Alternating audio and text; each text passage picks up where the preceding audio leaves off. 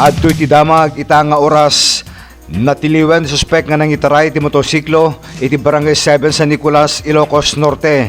Iti follow-up operation ti PNP San Nicolas natili suspek iti ili ti Marcos iti laing agsapa na-recover meten iti pulis iti intaray na nga motosiklo. Inbaga ni Police Major Eduardo Santos, Hepe San Nicolas PNP, alisto na bigbig ti suspek kalpasan ti pinang-i-post iti social media iti ladawan na kinasameten iti modus nga inapanagtakaw. Well, nag-follow up tayo. Dati nakadanon ka namin nga dati lakod ang motor dito yung Marcos. So diyan, nag-follow up kami. Kaya positive nga digay motor. Kaya na-identify tayo dati yung suspect. Kasunod nga na-identify siya? Ibaga digay nakalantay dito yung motor ngayon. So na pinagilakot. So na ng salda.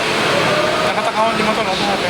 Ito yung barangay 7 dito yung San Nicolas. Barangay 7 and we have recovered the motorcycle In Marcos. Marcos. And the suspect taga Marcos Madlang. Ano ti kwasa ti reaction na kung ano na atin na tinakaw na yung motor? Aminado mo so nga inalan. Diyan, nalulong ti Suwan. The previous case na nga kastuin siya?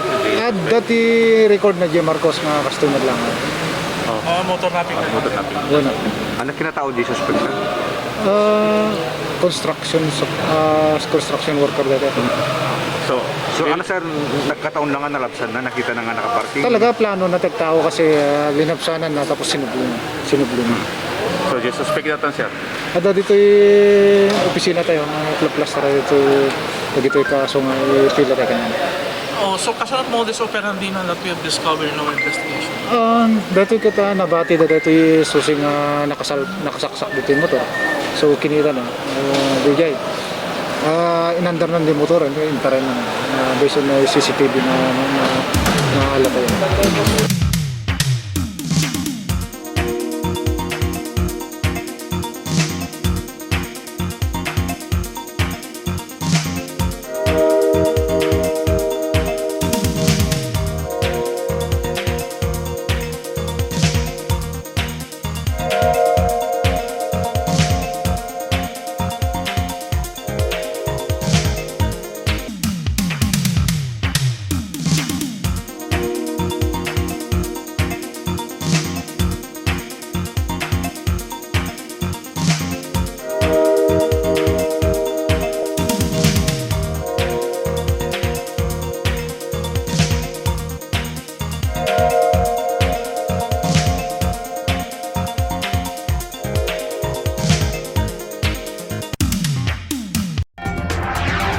Balitang Ilocos Online News Alert!